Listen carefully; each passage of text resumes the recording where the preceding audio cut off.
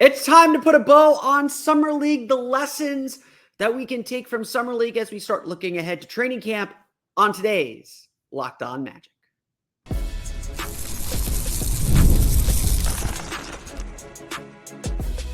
You are Locked On Magic, your daily Orlando Magic podcast, part of the Locked On Podcast Network, your team every day.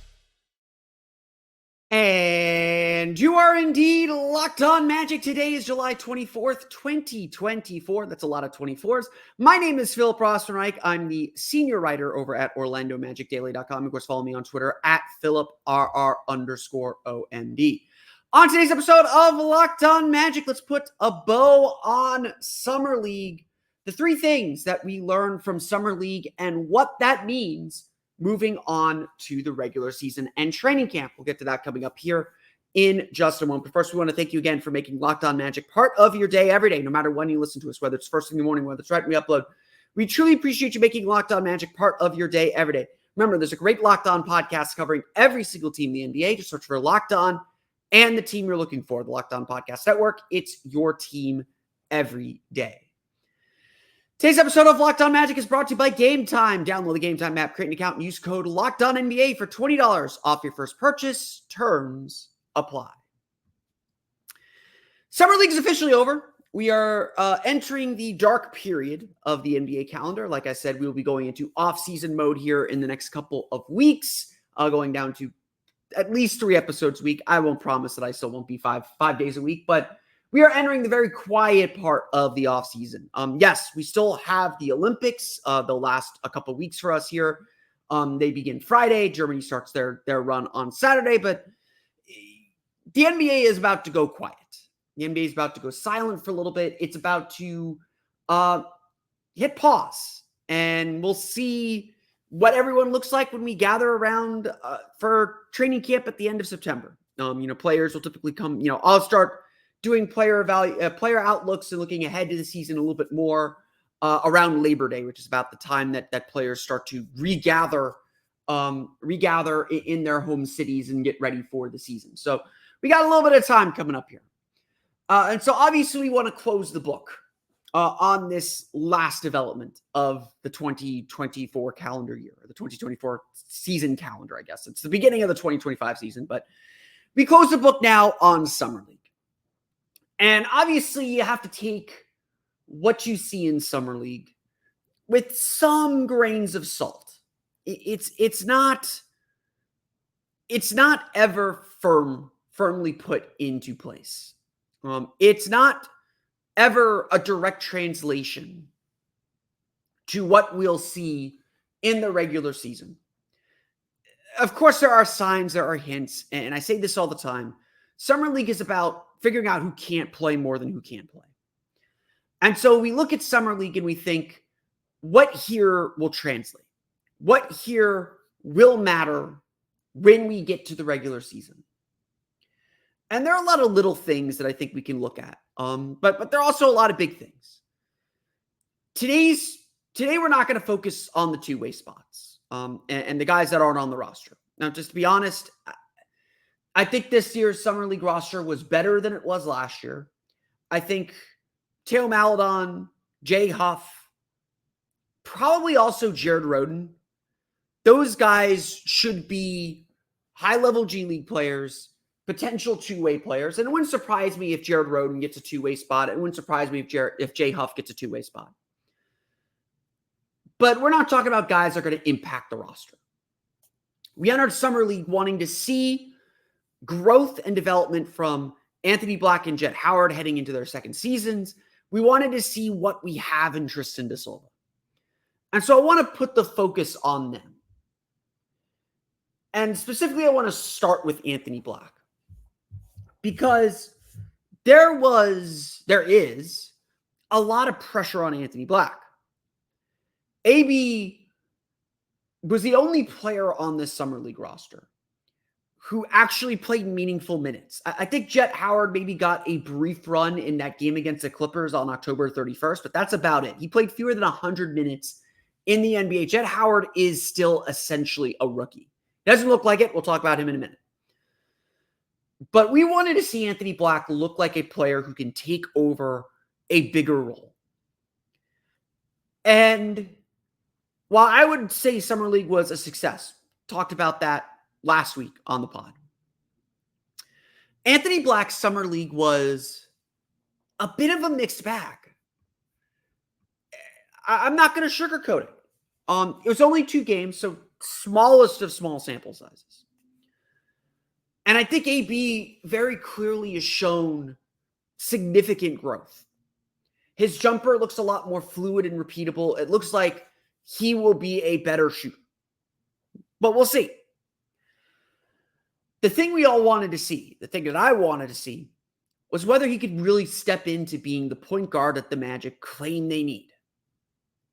Look, AB did get 33 starts last year. He did play meaningful minutes last season, but the Magic kept his role very, very tight. They did not want him doing a ton of things. He was a point guard in name only. He brought the ball up, passed it off to someone else, and then stood in the corner, or stood off to the side, or he wasn't super involved. And that, I think, was intentional. I think the Magic wanted to keep his role very narrow, something he could succeed at. I tend to agree with that. But they didn't really trust him to do much more. And so, especially with a Summer League roster where he is the guy, he's going to have the ball in his hands a lot, we wanted to see if he had grown in those skills. And Summer League was a mixed bag. And for that is definitely something to consider. That is definitely a concern, a flag to raise, that the Magic may not be quite set at point guard. That is a fair thing to be concerned about, in my opinion. A fair thing to understand about this team. Look, Black was not terrible. I don't want to paint it that. He averaged 12.5 points per game, shot better than 50% from the floor, 1 for 4 from 3, wasn't taking a ton of threes. And that 50% from the floor in 2 games included a 2 for 7 showing in that second game. He averaged 3 assists per game. So he wasn't dominating the ball with his passing. He said his goal was to be more aggressive. And look, he was. He had a lot more command over the ball, a lot more command over the offense. He is a better player. The question is he what the Magic will need from him in the regular season? And what I thought Black was really working on throughout Summer League in his 2 games, small sample size. What I felt like Black was actually working on was his ability to control the tempo of the game. A lot of people within the Magic have said this. Black is better than anyone at starting fast breaks and playing fast. But having said that, something New Orleans did really well in that second game was they sped him up. And especially in the half court when he was sped up, he made, I don't want to say necessarily mistakes, but he didn't always make the right play. And the Magic suffered from him being a little rattled and being a little pushed around. And that was ultimately one of the concerns of why he didn't play in the playoffs. You might remember his last meaningful playing time came in that set of games in February, again, against the Knicks and the Pacers in back-to-back games. Not back-to-back, but back-to-back games. Black really struggled in those games. And the Magic didn't have Jalen Suggs, and that's why he played. And that's, why the Magic struggled in those 2 games, in my opinion. But Black really struggled. And I think that stuck with the team to say, he's not ready for the playoffs. Teams are going to pressure him. They're going to get into him. They're going to test him. He's a rookie. Rookies get tested. Black is better. I want to note that. Anthony Black is a better player now than he was at the end of last season. He has earned the right to compete for that backup point guard role. And at this point, looking at this roster, he's going to get it. I don't think the Magic want Cole Anthony playing on the ball a ton. I think they like him in that off-ball role. Anthony Black is going to play. The question, though, still remains whether he can do what the Magic need from the position. And Summer League showed promise. How he played against the Cavs in that opener was outstanding. I was really impressed. But he didn't copy it against New Orleans. Having said that, as much as he struggled against New Orleans in that second game, he stepped up in the fourth quarter to make sure the Magic won the game. He hit the game-tying basket. He led the team in that fourth quarter, managed that game really well. I think that is one of the big picture items for this team. But we're going to have to wait for training camp, wait for preseason, wait for the regular season to see just how much better Anthony Black is. If we wanted to exit Summer League with this question answered, we did not. We could see that Black has shown hints of what he can do and what he can be. But we're going to have to realize that he's a second-year player. He's 20, 21 years old. He's still young, and he's still going to make mistakes. And it may not be perfect right out of the box. So, what else did we learn from Summer League? The Magic's three-point shooting problems may not be as much of a problem soon. We'll get to that coming up here in just a moment.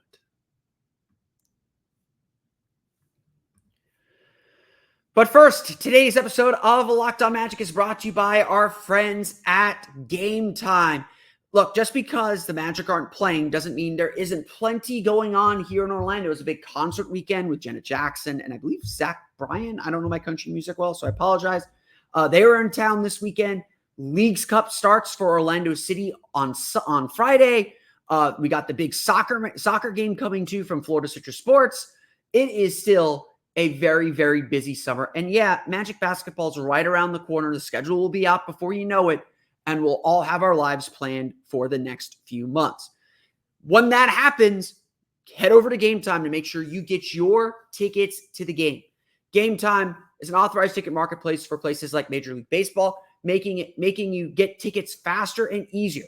Prices on the Gametime app actually go down the closer you get to the start of your event. And with killer last-minute deals, all-in prices, views from your seat, and their lowest price guarantee, Gametime takes the guesswork out of buying tickets. I know I've used Gametime before to go see the Tampa Bay Rays. I check Gametime regularly, if not just for buyer's remorse when I accidentally buy my tickets early and direct. Gametime has such great prices for tickets. In fact, I'm planning to go to the Weezer concert in September. I'm probably going to sit and wait to buy my tickets to see what kind of deals Gametime has a week, couple days before the concert to make sure I get my seat to the show. Gametime gives you so many great things. They have great customer service. I know I had an issue with the MLB app when I bought my race tickets last year from Gametime. Gametime took care of me, sent me a direct link to the tickets. I had the tickets in my hands or on my phone. It was so easy to get into the game. And with zone deals, you can save even more when you choose a section and let Gametime choose the seats. They give you seat views so you can get a panoramic view, know exactly what you're going to be looking at, where you're going to be sitting before you buy the tickets. Take the guesswork out of buying tickets with Gametime. Download the Gametime app, create an account, and use code LOCKEDONNBA for $20 off your first purchase. Again, terms apply. Create an account and redeem code LOCKEDONNBA. That's LOCKEDONNBA for $20 off. Download Gametime today. Last minute tickets, lowest price guaranteed.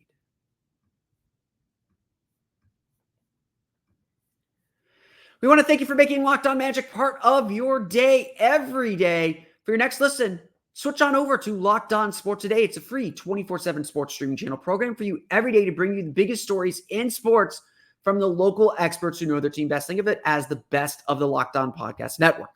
Locked On Sports Today brings you can't-miss analysis, opinions, and news streaming 24/7 on YouTube or the free Amazon Fire TV Channels app, part of the Locked On Podcast Network, your team every day.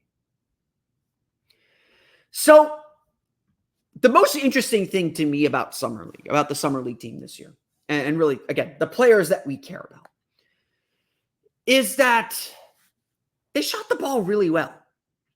They actually shot the ball pretty well. Let me pull up some stats here now that Summer League is over.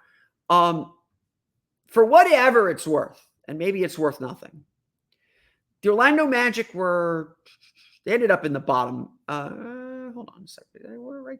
Yeah, for whatever it's worth, The Orlando Magic finished second in Summer League in three-point field goal percentage at 39%. That's pretty wild. And in fact, the Magic were near the bottom of the league in Summer League in attempts at 30.8 per game.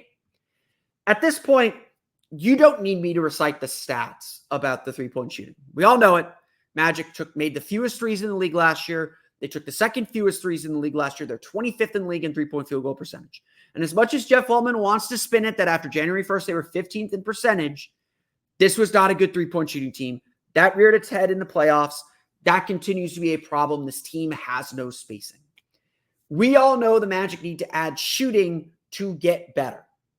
No doubt about it. No hiding it. No denying it. We can all say it out loud. We know. The Magic obviously addressed some of that shooting need by adding Kentavious Caldwell-Pope, but a lot of their improvements going to be internal. Can Franz Wagner jump back up from 29% to 34, 35%? Can Paolo Banchero shoot like he shot in the playoffs and be a 35, 36, 37% shooter instead of 33% shooter? Can Jalen Suggs maintain his 39% shooting? How much of an impact will Kentavious Caldwell-Pope have? Can he shoot 40% when Nikola Jokic isn't sucking up oxygen around defenses? These are the big questions. But I would honestly say that while I'm not buying that the Magic were the second best three-point shooting team in Summer League even, and that's not going to be something that translates. Both Jet Howard and Tristan da Silva, the kind of three-point shots they were largely taking in this Summer League, and largely making, by the way, seems very replicable for the regular season and for the kind of shots that they will get with the Orlando Magic. To me, this is the big mystery and the big challenge of Summer League. The big challenge for me is trying to figure out what works in the summer and how that translates to the regular season. As someone scoring a lot of points because they're getting a lot of shots. That's the big one, obviously. But are the kind of shots that they're taking ones that will translate to the regular season and to the games that matter? Because frankly, Summer League doesn't matter. It's just data. It's just it's a reference point. And to me, when I look at the way that Tristan da Silva shot and the way that Jet Howard shot and the kind of shots that they were getting, for the most part, they felt like shots that they will get in the regular season. Jet Howard was gunning a little bit. I'm not going to deny that, but he wasn't taking a ton of off the dribble pull-up threes. There might have been a few pick and rolls in there, but he was getting a lot of pin downs and screens. He was getting a lot of spot up threes. He was taking a lot of shots that we can expect he will get when the games count in October and November. And to me, that's really exciting. To me, that is something real and is something that this team can build from and something that matters. In the end, Jet Howard shot 10 for 21 from three. Solid percentage, especially at the volume that he was shooting at, 7 3-point attempts per game. He's not going to shoot 7 3-point attempts per game in the regular season, but it wouldn't be surprising if he gets regular minutes, he's shooting 5. And that's a huge deal for the Magic. They need a gunner. They need someone who's going to just take a lot of threes when he gets the opportunity. And I was really impressed. We all know the shot's going to be there for Jet. That's why he was picked 11th. I was really impressed with that. While Howard added a lot to his game, that three-point shot was legit and something that defenses had to respect. Once they got tape on him after that first game, they changed the way they defended him because they knew he was going to be shooting. And then you add in Tristan da Silva. And Tristan da Silva shooting 10 for 17 from three. That is so positive because I didn't expect, I expected him to be a solid shooter, but I didn't expect him to be out of the box ready to shoot, out of the box ready to hit spot up threes. And the fact that he moves around to be in advantageous positions and to be in spots where he can, where the passers can find him, makes it even better. We'll talk about da Silva in a minute. And so it then feels like the Magic aren't just adding one nice shooter in Kentavious Caldwell-Pope. They are adding multiple shooters. they are adding a couple players off their bench who feel like they will be able to spread the floor, because I saw nothing in the way Jet Howard shot and the way Tristan da Silva shot that would not translate to the NBA. That would not translate to the big roster. Now, they both have, I think, some defensive questions, more so Jet than Tristan. But the shooting is going to be so valuable. And all of a sudden, the Magic might have some answers for their shooting issues. Now, look, shooting problems aren't going to be resolved by two rookies. And again, Jet Howard is essentially a rookie. They're going to make mistakes that, they're going to have to earn their playing time. Ultimately, the Magic need their starters to be better shooters. They need Wendell Carter to be a solid shooter. They need Jalen Suggs to copy what he did last year and gain a three-point shooting reputation. They need Paolo Banchero to be more efficient on all areas of the floor, but especially his shooting. They need Franz to desperately get back to where he was his first 2 seasons in the NBA. The shooting problem is not solved. But I think the biggest point is that the Magic have more answers to the question now. The Magic have more answers to what they want to be and what they need offensively to succeed. And that gets us to Tristan da Silva, who I mentioned exceeded all expectations and was exactly as advertised, and the impact he can make on this team. We'll talk about where Tristan da Silva fits in the Magic's rotation. We'll get to that coming up here in just a moment.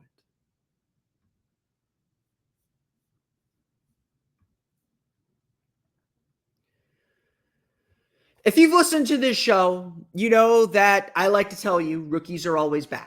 There's no such thing as a good rookie. And if everything is done right, your rookie season is your worst season. That's okay. That's not a bad thing. This isn't an insult to rookies. Paolo Banchero was great his rookie year. But you can't tell me that rookie Paolo Banchero holds any water to sophomore Paolo Banchero, and certainly won't hold any water to third-year Paolo Banchero. We'll do some Paolo talk tomorrow. Tristan da Silva was really good. Impressively good. ESPN rated him as the second best rookie at Summer League. When you draft a senior, you expect them to know what they're doing a little bit more. And even like Jet Howard and Anthony Black said, yeah, like this guy, he's older. We expected him to be a little bit better. Like he understood, he picked up on things very, very quickly. And Tristan da Silva, to his credit, just said, I'm just trying to fit in. I'm not trying to do anything more than what I'm supposed to do. And look, he's going to find his way. One thing I really enjoyed about watching da Silva is his first game, he looked really nervous. His second game, he looked a lot more confident. His third game, he looked even more confident. So I think he'll struggle maybe a little bit early on, but the more he plays and the more success he experiences, the more confidence he's going to bring. And, it's not a coincidence that a lot of 4-year guys make impacts quickly. I do think Tristan da Silva is going to find himself in the rotation for this team. I think that he is just a very, very smart basketball player. He moves to the right spot to be right in the passing vision, to be an outlet for teammates to find him. He does it just so quickly and naturally. It's hard to describe. I can only say, watch him play. Just watch him. Forget the ball for a moment. Don't watch the ball. Just watch Tristan da Silva move around.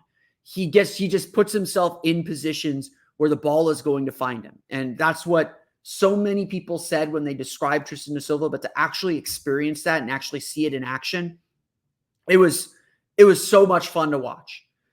And what I loved about da Silva's game too, and look, he averaged 17.7 points per game, I believe 5 rebounds per game and 3 or 4 assists per game. He's not forcing anything. Like, there were definitely a few times where I think he was encouraged to try and drive and attack. But when it wasn't there, he just backed out and moved the ball. He didn't linger on anything too long. He didn't over dribble too often, and which is a common thing that can happen in Summer League when everyone's trying to show off a little bit and show out. Da Silva is just the kind of guy that fits into whatever you're doing and will do his role. Whatever his role is, he will do it. And he'll enhance players on the floor, especially if, like I mentioned earlier, he can make 3-pointers. If he can be a reliable 3-point shooter, that changes so much. And look, he was a 39% shooter last year at Colorado. He'd come a long way as a shooter in his 4 years at Colorado with the Buffaloes.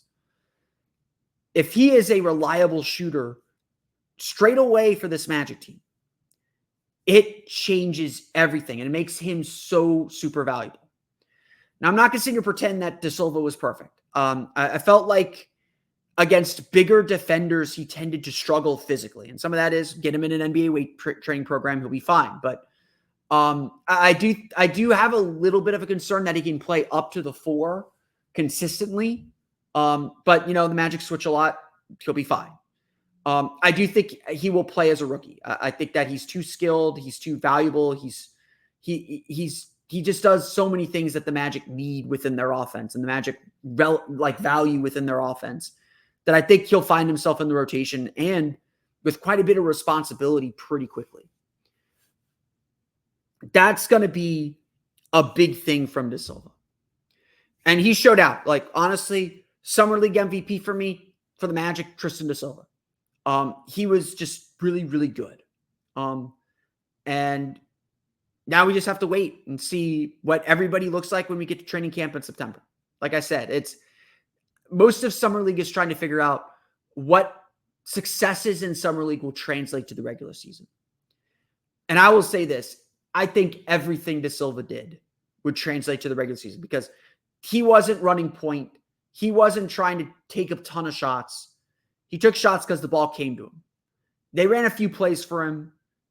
Very simple stuff that I think he can, that I think if the Magic pulled that out, he'd be able to execute in the NBA. And I would honestly say that about all 3 of these guys. A lot of what we saw in Summer League felt very matchable to the regular season. Anthony Block might be the exception because I don't think he'll get the defensive attention that he got in Summer League. But it was a successful Summer League because we saw hints of what this is going to look like when we get to the show. And, September 29th is media day. October 1st is the start of training camp. It frankly can't get here soon enough. We're all very, very excited to see what this team ultimately looks like. I want to thank you all again for listening to today's episode of Locked On Magic. Of course, find me on Twitter at PhilipRR_OMD. Subscribe to the podcast on Apple Podcasts, Stitcher, TuneIn, Himalaya, Google Play, Spotify, Odyssey, and all of the places you download podcasts to your podcast-enabled listening device. You can also check us out on YouTube. Subscribe to us there. Just search for Locked On Magic on YouTube. And for even more Orlando Magic content, be sure to check out Orlando Magic Daily for the latest on the Orlando Magic. You can follow us there on Twitter at OMagicDaily. And be sure to check out my Patreon page, the Orlando Magic Hub, at patreon.com/Orlando Magic Hub. As always, appreciate your support. Now that you're done listening to me, be sure to check out the Locked On Sports Today 24/7 streaming channel on YouTube, and now available on Amazon Fire TV and the free Fire TV channels app. Locked On Sports takes you free 24/7, covering the top sports stories of the day with the local experts of Locked On, plus our national shows covering every league.